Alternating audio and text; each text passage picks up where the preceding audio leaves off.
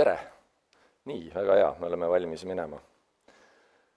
Ma ei tea, kui palju teist on lugenud seda raamatut klassika Lev Tolstoi, Anna Karenina, mis algab järgmise lausega, et kõik õnnelikud perekonnad on üksteise sarnased, iga õnnetu perekond on isemoodi õnnetu. Tugev arvamus. Mu varasem tööelu on toonud kaasa selle, et rohkem kui 20 aastat iga nädalaselt ma lugesin 100–300 lehekülge krediidimemosi selleks, et ettevõtteid finantseerida.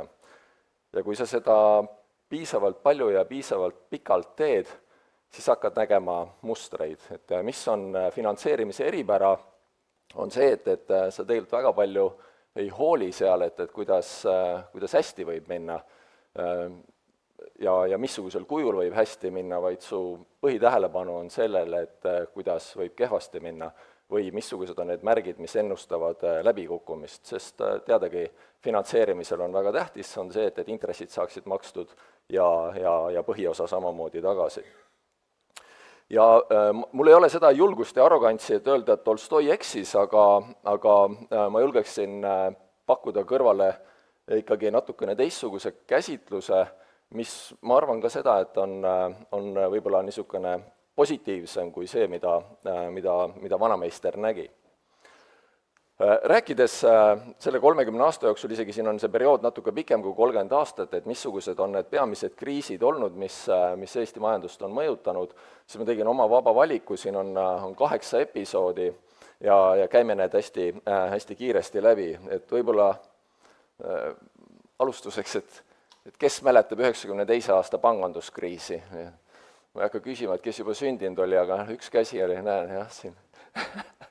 Ja, ühesõnaga 92. aastal tegelikult, et see riik oli juba olemas, inimesed täitsa elasid siin ja sõitsid ka kusjuures mitte hobuse, vaid autodega juba.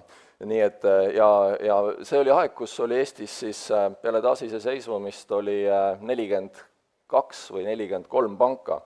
92. aastal siis juhtus see, et 3 suurema panga sellel hetkel varad, mis olid Venemaa väliskaubanduspangas, külmutati ja kõik need 3 panka läksid siis ühe päevaga uppi. Mina olin alustanud enda tööd, pangatööd kas 2,5 nädalat nagu varem niimoodi. Kas ma sellest midagi aru sain, ma küllap ei saanud, midagi jäi meelde, et see oli midagi suur, see oli halb, natuke oli nuttu ja need järelmid kestsid nagu väga-väga pikalt, aga see oli siis, kui me räägime kaasaegse Eesti rahandusest, see oli niisugune esimene kulutuli, mis käis üle. 97. aasta, ja see vahe tegelikult ei olegi nii väga suur, aga see oli siis esimene niisugune kriis, mille kohta võib öelda, et see oli mujalt imporditud meile ja ta oli keerukam, seal oli niisugune, ta oli rohkem sophisticated, et kui nii võib öelda. Tegemist siis Kagu-Aasia valuutakriisiga, et kus kuum raha, mis oli sinna riikidesse sisse voolanud, ja kui olud muutusid, siis hakkas lahkuma. Riigid nagu Tai, Hong Kong, sellel ajal veel ei olnud tagasi Hiina osa,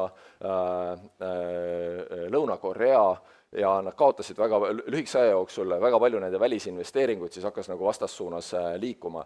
Ja see lõppes või sellega kaasnes nende valuutade väga oluline nõrgenemine. Aga ka Eesti me saime oma väikse osa, kõigepealt me kuulsime võib-olla, no mitte esimest korda, aga kuulsime, et on olemas sellised investorid nagu hedge fundid, siis me kuulsime, et kuskil on olemas Hong Kong, kus on olnud nagu pikaajaliselt seotud valuuta, Eesti ka siis alates 92. aastast sama, ja Eesti sattus valuutarünnaku alla. Et ma kogesin seda üsna isiklikult, istusin seal Treasury lauas ja võtsin neid kõnesi, kui siis äkki tahtsid inimesed, üks osa inimesi siis või panku soovis meile tulevikus Eesti krooni müüa ja mõned julged siis ka tahtsid seda tulevikus osta. Ja muidugi me ei olnud selleks valmis niimoodi, et see rünnak läks üle, midagi Eesti krooniga ei juhtunud, need mahud ei olnud nagu nii suured, aga see oleks võinud ka minna võib-olla natuke täbaramalt. Vähem kui aasta aega hiljem siis Vene rubla kriis. Ja see oli Venemaa defaultis, Venemaa kukkus pikali, tema siis valuuta nõrgenes väga kiiresti, reservid kiiresti vähenesid ja noh, Eesti jaoks oli see, et sellel hetkel meie eksport oli ikkagi Venemaal endiselt seal niisugune reibas 35+ võib-olla protsenti, et väga lühikese aja jooksul oli vaja, see oli siis esimene kiire niisugune ümberreageerimise laine. Ja vahetult enne seda olid muidugi Hansapank ja Hoiupank olid ühinenud, kus ma siis ka töötasin, et kas ma seda kriisi väga palju ka mäletan, et on niisugune ütlus, et kuidas sa saad sibula maitse suust ära, et sa võtad küüslauku, et seal oli samamoodi natukene see olukord, et probleem oli, et me olime ise nagu nii hõivatud selle oma ühendamise ja kõikide nende jamadega, et see, et seal asja käigus ka mingi 200 miljonit rohkem võib-olla krooni kaotsi läks, võib-olla liiga palju isegi nagu ei kriimustanud ja jällegi ma ei ütle seda kuidagi arrogantselt. Aga siis see ka, et Hoiupank oli ostnud Venemaale panga ja siis see tõesti pihustus niimoodi nagu sekundiga, et ma ei tea, siis 1 rublaga müüdi see pank siis selle pangajuhtidel ära, et saaks kaelast ära. Edasi, peaaegu 10, ehk siis edasi kiiresti 2007, võib-olla suuresti, nüüd me hakkame jõudma sinna perioodi, mida mõned inimesed siin võib-olla isegi mäletavad, ja 2007 Eestis oli, enam ei saa öelda, et meil oleks olnud nagu pidu täiega käimas, sellepärast et niisugused muremärgid hakkasid juhtuma, aga no me nägime seda, et kuidas inimesed läksid siis Lätis, see oli kevadel, läksid jooksma ja tekkis akuutne mure, et valuuta võib mitte vastu pidada. Ja see oli võib-olla niisugune ka teadvuse koha pealt oli nagu murdepunkt, et nüüd on, et enne seda oli olnud meil kohutav kasv, eks ole, laenuportfellid olid kasvanud aastas seal 60% suurusjärgus ja kõik see läks käima, eks ole, Euroopa Liiduga ühinemisega ja siis vaba raha nagu sissevooluga. Aga jah, et see oli esimene niisugune võib-olla nagu krõks, et kus võttis meil veel tegelikult peaaegu aasta aega, enne kui meil siis kui me päris sinna nagu tuuma talve jõudsime. Globaalne finantskriis, jah, et selle niisugune build-up nagu kestis natukene kauem, aga võib-olla ikkagi selleks päris nagu pauguks võib nimetada siis Lehmani teadet, äkki see oli september, see võis olla, ja peale seda me olime ka esimest, ja siis ma võin öelda praegu siiamaani viimast korda, et kus ma olen olnud ise ka pangajooksu epitsentris, sest Rootsist põrkas siia Baltimaadesse kahtlused, et kas Swedbank püsib püsti ja need kahtlused said hakkama sellest, et Baltimaades on nagu suur pomm lõhkemas. Aga niimoodi ta paar korda nagu põrkas ja lõpuks ei olnud vahet jällegi, et see, et mis selle linnapeaga ja tema palituga seal nagu teatrimajas juhtus, on ju, et kas see varastati ära midagi, et oli igastahes linnapeal oli mingisugune jama, tegelikult Eestis oli siis sama, et ta nagu oli suuremat sorti segadus ja usalduse kriis. Me kaotasime 2,5 nädala jooksul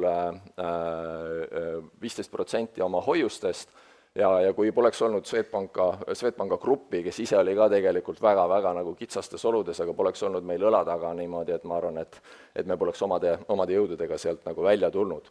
Aga sellele muidugi, mis järgnes, siis oli SKP langus üle 14%, töötus 16% ja ka kinnisvara krahh. Ja selle perioodi jooksul, et me tegime provisjone kokku 1,3 miljardi eest, ma lihtsalt ütlen ette ära, et kui siin hiljem läheb hooplemiseks, kui palju keegi raha kaotanud on, siis see oli 1,3 miljardit, tõsi, sellest umbes pool tuli tagasi, sellest 1,3 miljardist reipalt üle poole läks kinnisvara ja ehitusse ja sellest omakorda nendest kaotustest veel reipalt üle poole oli siis varajases faasis kinnisvara. See oli see, miks ma ennem lükkasin käe püsti, et miks mind kinnisvara ei huvita. Ja peale seda muidugi jah, niisugune varajases faasis või maa finantseerimine ja siis sattus nagu samasse kategooriasse nagu relvatööstus ja inimkaubandus ja nii edasi, et mida sa nagu pangana eriti finantseerida ei taha, ilma rahavoota kinnisvara siis. Lähme edasi siit Danske panga rahapesuskandaal. Ma ei tea, kui palju keegi näeb seda nagu niisuguse kriisina, et võib-olla seda siseriiklikult nii väga nagu ei tunnetatudki, aga ma paneks enda kindlasti siia, et see oli, kui ma ei saa öelda, et me oleksime olnud paipoisid, eks ole, me olime ikkagi ka parajasti nagu kauboid niimoodi, et aga siin me saime ikkagi ämbritäie, mitte just kõige puhtamat vett endale pähe ja mõnes mõttes see kestab siiamaani. et noh, sealt edasi järgmised 1,5 aastat selleks, et minna välja ja panka finantseerida ja teha võlakirju, et noh, et siis alguses oli võib-olla 90, siis 80, ühel hetkel 50% ajast rääkisid seda, et kuidas me tegelikult ei pese raha, vaid me tegeleme tavapärase universaalpangandusega. COVID-19, tulles eelmisest sellest finantskriisist läbi ja jäädes sealt nagu ellu, et siis me ise olime valmis täielikuks tuumatalveks. Ja kõik need halva panga plaanid, eraldi meeskonnad ja kõik asjad püsti niimoodi ja see on ilmselt see episood, et kus me oleme kõige valemini või jah, täiesti valesti lugenud neid märke, selle kohas ei ole mingit nagu kahetsust muidugi, sest me, no, kes võis nagu teada seda, et ma arvan, meie valmisolek oli väga suur, pärast jäi isegi natukene, ei taha seda kõva häälega öelda, natuke isegi kripeldama, et see kuidagi kõik nii kergesti mööda läks, et sest me olime ju valmis. Aga jah, need majandus küll kahanes 3%, aga need kriimustused olid tegelikult üsna väiksed niimoodi. Meil täna ei ole aega võib-olla sinna väga sisse minna, et miks see nii oli. Ja lõpuks Venemaa sõda Ukrainas, mis on olnud niisugune pigem nagu aeglane ja vinduv, ja samas, ja see on küsimus, kas ongi üldse ja kui palju ta on päriselt nagu meie kriis, et me oleme natuke kuidagi osanud ise selle Eestis endale kriisiks teha. Raske on Poolas, raske on Leedus, raske on Lätis, aga nad on tulnud sellest perioodist oluliselt paremini siiamaani läbi kui meie niimoodi, ja muidugi see ei ole ka läbi. Kui te vaatate neid episoode, siis tulen tagasi selle Tolstoi ütluse juurde, et ma arvan, et kriisidel on tegelikult üllatavalt tuttav nägu. Ja vaatame neid gruppe, et kui üle pika perioodi, et kuidas neid grupeerida. Jah, geopoliitiline või looduslik sündmus, see on nagu mingi trigger, aga ta saab lükata selle asja käima ka siis, kui on mingisugused nagu pinged süsteemis niimoodi. Erinevalt muidugi COVIDist, sellepärast, et see ikkagi oli raske katsumus kõikidele. Plahvatuslik kasv, alati kui sa näed plahvatuslikku kasvu niimoodi, paneb kuhugi, et ma ei tea, oma nende kogemused, kui sa näed midagi, mis kasvab aastas rohkem kui 20%, siis see pidu ei kesta väga pikalt niimoodi. On erisusi. Kui me vaatame digimajandust, kui me vaatame tänaseid seda suurt 7 ja nii edasi, nad on kasvanud hoopis teistes kategooriates, aga see on erisus. Alati, kui sul on tegelikud varad, sul on palju inimesi seotud, sul on niisugused nagu, ütleme, loodusseadused kehtivad niimoodi, näed kõrgemat kasvu kui 20%, ole ettevaatlik. Strukturaalne tasakaalustamatus ja kontsentreeritud riskid, mis see tähendab? Meil oli kõrge inflatsioon enne seda siis 2007-2008 kukkumist, meie jooksev konto oli ääretult sügavas defitsiidis. Need on niisugused asjad võib-olla, mida ka avalikus debatis liiga palju ei käsitleta, aga mille kohta peaksid olema antennid püsti, et kas meil on olemas, kas meil on kasvamas üles nagu suuri tasakaalustamatuseid. Liiga suur võlakoormus, ja sellega ütlen väga suure enesekindlusega, et liiga palju võlga tapab alati, teiselt poolt või siis liiga vähe omakapitali, ainult küsimus on selles, et millal, et seda on nähtud küll ja küll. Tootlikkuse pidurdamine, see on ka niisugune, nii-öelda, kui minnakse ära diivanile, enam nagu kiiresti või kaasa joosta, siis varem või hiljem, ja eriti kui sa oma nagu nii-öelda siis käitumismudeleid ei muuda, siis hakkad sa raskustesse sattuma. Ja lõpuks düsfunktsionaalne juhtimine. Tõsi küll, selle välja arvatud esimene, selle düsfunktsionaalse juhtimise võib tuua tagasi kõikide nende teiste siis teemade juurde ka, et on üsna tihti nagu läbi põimunud. Aga ma tõin siia 6 punkti ja ma ütleks, et ma arvan, et neid 6 punkti selgitavad ära 90+, kui mitte 95+% nagu nendest kriisidest, kus sa oled. Nii et selles suhtes, et Tolstoi ütles, et on lõpmatul viis olla erineval kujul nagu õnnetu niimoodi, et ma arvan, et 6, et 6 viisil saab olla nagu õnnetu, neid saab alati nagu kombineerida niimoodi, aga ja ma ei taha sellega kuidagi olla nagu morbiidne või negatiivne, et see on tegelikult väga hea uudis. Et selles suhtes, et ei ole, et kui meil oleks lõpmatu variant neid, siis me kunagi ei saakski seda nagu ära õppida. Aga tegelikult ei ole, et nagu õnnetuse või probleemi äratundmine ei olegi nagu nii hirmus keeruline. Kuidas me saaksime neid kriise või nende mõjusi leevendada? Madal võlg, võimetekohane kulutamine, tasakaalus eelarve. Need on ju need, mida me viimasel ajal siin Eestis räägime, eks ole. Paindlikud hinnad ja palgad, siin on ametiühingu teemad, siin on tööturu teemad, et kas me tegelikult oleme valmis kohanema. Me ei tea, mis tulevik toob, kui me oleme valmis kohanema, küll me siis saame hakkama. Kontsentratsiooniriski vältimine, see, et sa ei tee enda tooteid või teenused ainult ühele kliendile, see tee ühte riiki, sul ei ole asjad nagu ühe kaardi peal. Eesti on väga väike, 1,3 miljonit inimest, meil ei saa olla ka lõputult nagu neid valikuid niimoodi, kindlasti me peame fokusseerima, aga me ei tohiks võtta ühte või kahte riski, mis võib meid siit minema mängust välja lükata. Pidev võimete ja oskuste arendamine, jah, ega siis elu ongi vee lükkamine üles mäge niimoodi, et see ei saa kunagi otsa ja diivani peal lesides need raskused jõuavad või püüavad meid kinni varem või hiljem. Ja eluterve juhtimine. Ma laenan siin ühe mõtte hiljutise Financial Timesi kolumnistilt, kes küll kirjendas UK-d niimoodi, aga minu arust on see nagu nii kümnesse, et ütleb ka, et viimase kümnendi poliitilised otsused ja juhtimine on tehtud kahe inimgrupi poolt, et need on kas siis populistid, tema nimetas neid šarlatanid, eks ju, teiselt või argpükside poolt. Kindlasti on ka teistsuguseid poliitilisi juhtiga väljapool need kahte nagu kategooriat, aga kui me mõtleme, mis juhtus meie pensionisüsteemiga, kui me mõtleme, mis juhtus meie eelarve tasakaaluga, kui me mõtleme isegi, mis on viimastel päevadel juhtunud Tallinna lasteaia tasudega, lasteaia kohatasudega, siis ma arvan, et seda nagu šarlatanluseks või populismiks nimetada niimoodi, ma arvan, päris nagu asjakohane. Et sellel ei ole tegeliku eluga nagu liiga palju pistmist niimoodi, või tegelikult seadused toimivad teistmoodi. Või argpükslikkus, mis tähendab seda, et kui sa tulitad, et me peame mastaapselt oma kulusi vähendama, tulevad räiged vähendamised ja siis aasta jooksul sa ei tee mitte midagi. Et sa nagu 2 korda teed seda halvasti, kõigepealt on see, et sa rikud tuju ära, keegi ei taha enam osta ega investeerida, aga teiseks siis sa ka nagu ei lahenda tegelikult seda probleemi ära. No neid näiteid võiks nagu veel tuua niimoodi. See on siis see, et kuidas kriisi mõjusi saab leevendada, viimase punktina on see, et mitte valida siis riiki juhtima populiste ja argpükse. Väga lihtne. Järgmised valimised on üsna pea tulemas niimoodi. Üks teine tark mees peale Tolstoi on siis päris mitu aastatuhandet tagasi öelnud sellised sõnad, et õnn kasvab aeglaselt, aga kokkuvarisemine on kiire. Ka üks niisugune elu tõepärasusi, miks ta täpselt niimoodi on, et kes seda teab, aga keerukad struktuurid kasvavad üles väga aeglaselt, aga kui nad lagunema hakkavad, siis see võib tolmustuda nagu väga kiiresti. Kui te mõtlete, et siis see on ju väga-väga tõsi. Ja see on asi ka, mida tasub kuklas hoida, et enne kui nagu liiga lihtsakäeliselt nagu lasta võib-olla üles ehitatutel minna, ja mõelda, et ka seda, et kuidas neid ehitada üles niisugusel robustel ja püsival nagu viisil niimoodi.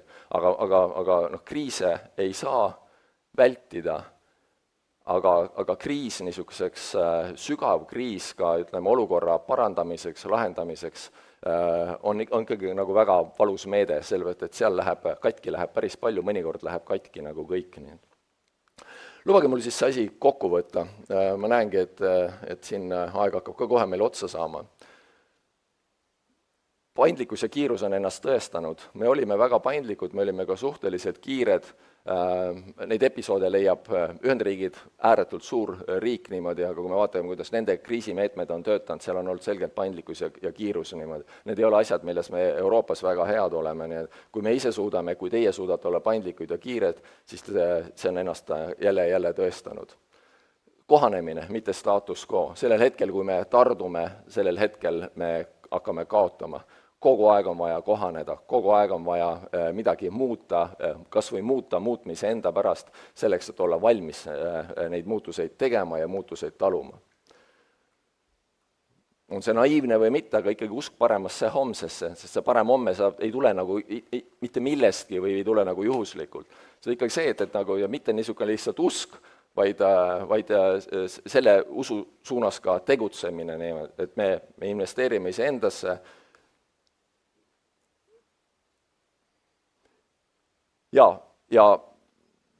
lõpuks kriise ei saa vältida, aga nendeks saab valmistuda, et võib-olla tahakski siis sellega siin asja kokku võtta.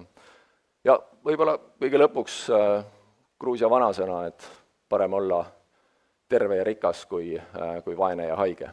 Aitäh!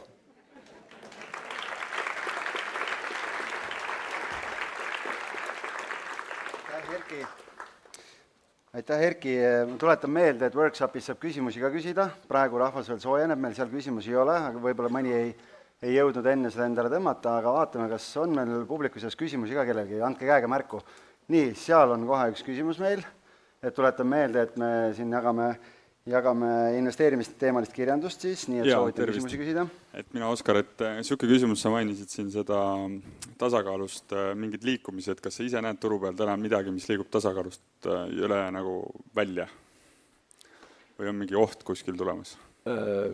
Laias plaanis liiga palju võlga, paljudel riikidel on liiga palju võlga ja täna ja Ühendriigid see, mis nad nüüd teevad, et see ei saa kuidagi nagu hästi lõppeda.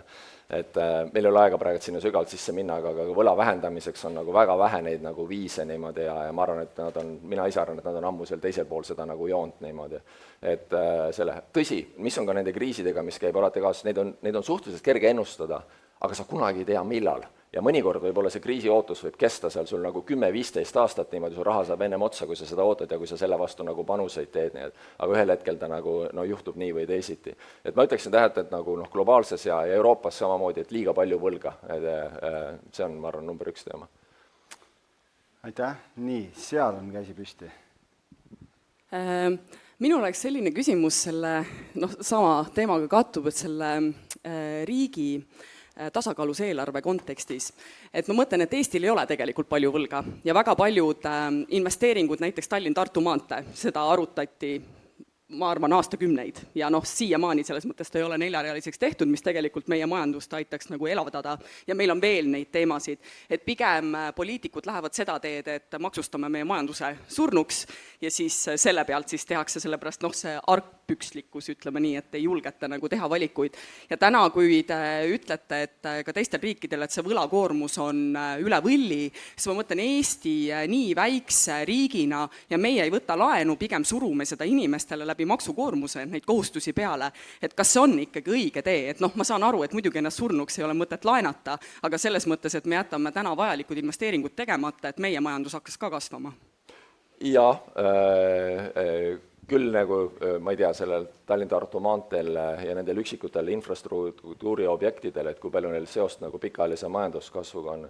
Kõige suurem probleem ei ole siin mitte see finants ja arvutused seal taga, vaid on see, et nagu ka paksuks söömine hakkab ikkagi peale sellest, et kõigepealt sa võtad 1 koogi, siis sa võtad 2 ja võtad 3 ja sa olles nüüd mitte küll väga suur asjatundja selles valdkonnas, aga see lõpeb siis ikkagi niimoodi, et kui ollakse juba nagu liiga kaugel. Selle võlga elamisega on täpselt samamoodi. Maailm ei tunne seda kogemust, et avalik sektor või et nagu riik või maailm tunneb väga vähe seda kogemust, suudaks olla mõõdukas ja kontrollitud. Ja siis, kui sa ei suuda seda olla, siis ära mine seda näppima. Et see on, ja meil oleks väga okei, kui meil oleks nagu 50-60% oleks võlakoormus, sellest ei ole midagi katki. Ma võin panna väga palju vahele selleks, et kui me jõuame 50-60 juurde, sealt me oleme 80 ja sealt me oleme 100. Me ei saa sellega hakkama. Suur tänu. Teeme Erkile veel suure aplausi.